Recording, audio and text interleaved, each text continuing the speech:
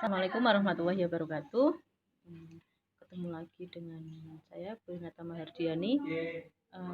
Pada kesempatan ini Bu Renata akan menjelaskan untuk mapel komputer akuntansi kelas 10 PBS. Teman-teman, gimana kabarnya kalian? Mudah-mudahan kita selalu dalam keadaan sehat walafiat ya, dan selalu terhindar dari segala macam penyakit.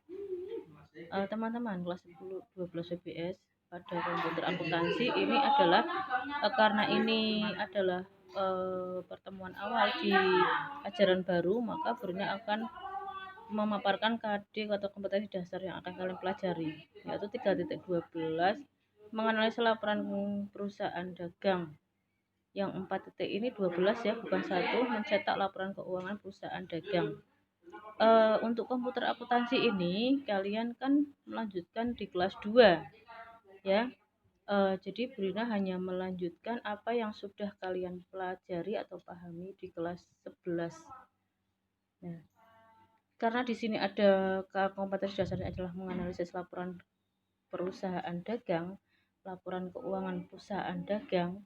Kalau dulu di kelas 2 kan di kelas 1 juga kalian sudah mempelajari di akuntansi dasar kan ya, ada perusahaan dagang dan ada perusahaan jasa ya, perusahaan dagang, perusahaan jasa.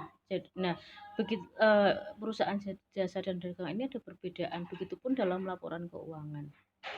Nah, di sini Bruna tidak memaparkan laporan keuangannya atau cara bikin laporan keuangan karena kalian sudah di kelas 1 sudah bikin laporan keuangan atau neraca 10 kolom ya.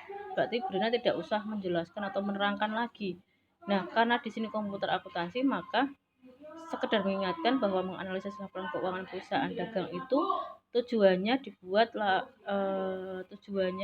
adalah laporan ini dibuat untuk mengetahui perkembangan dari bisnis atau usaha setiap periode. Jadi tujuan kita menganalisis laporan keuangan itu adalah untuk mengetahui perkembangan dari bisnis atau usaha setiap periode. Usaha yang dijalankan itu mengalami keuntungan atau kerugian. Nah, itulah tujuan dari pembuatan laporan keuangan. Nah, karena di sini adalah kompetensi dasarnya adalah menganalisis, berarti kalian harus bisa menganalisis laporan keuangan perusahaan dagang. Nah, kalau di komputer akuntansinya, kalian kan sudah mempelajari bagaimana cara menginput transaksi-transaksi, neraca, rugi laba, dan buku besar. Nah, di sini Brina hanya memaparkan untuk menghasilkan laporan keuangan yang dibutuhkan oleh perusahaan. Ini bisa dilakukan dengan 1 income statement, 2 balance sheet, 3 statement of cash flow, 4 laporan pendukung laporan keuangan. Ya. Jadi untuk menghasilkan laporan keuangan ini yang dibutuhkan perusahaan ini ada 4 income statement, balance sheet, statement of cash flow, dan 4 laporan pendukung laporan keuangan. Nah, ini adalah beberapa informasi tentang bagaimana kalian bisa menganalisa laporan keuangan khususnya perusahaan dagang ya. Nah, kalian nanti biar lebih memahami, lebih menguasai pada mapel ini, kalian mungkin bisa langsung praktek. Nanti prakteknya adalah kalian bisa ngeprint atau mencetak laporan keuangan perusahaan dagang.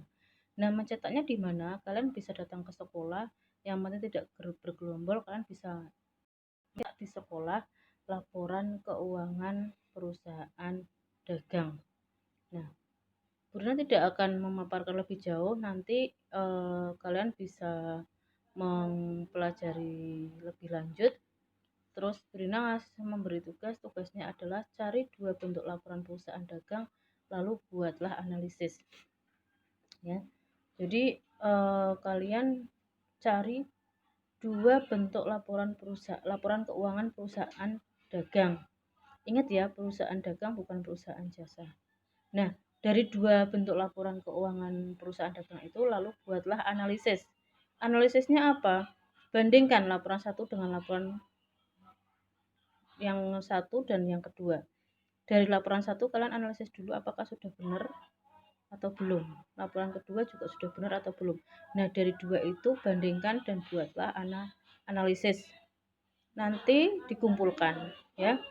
Untuk mencetak laporan keuangan pada laporan keuangan perusahaan dagang, kalian bisa cara mencetaknya kalian bisa datang ke sekolah mencetak di lab komputer, kalian bisa datang mencetak, dan jika kalian membutuhkan informasi kalian bisa langsung ketemu saya di tetap jaga kesehatan, tetap pakai masker, jangan bergelombol, dan patuhilah protokol kesehatan yang dianjurkan oleh pemerintah. Demikian penjelasan dari Bu Rina. Mudah-mudahan teorinya kalian bisa memahami, nanti tinggal prakteknya kalian mudah-mudahan bisa. Terima kasih atas perhatiannya. Untuk lebih lanjut nanti bisa dilanjutkan di lain waktu.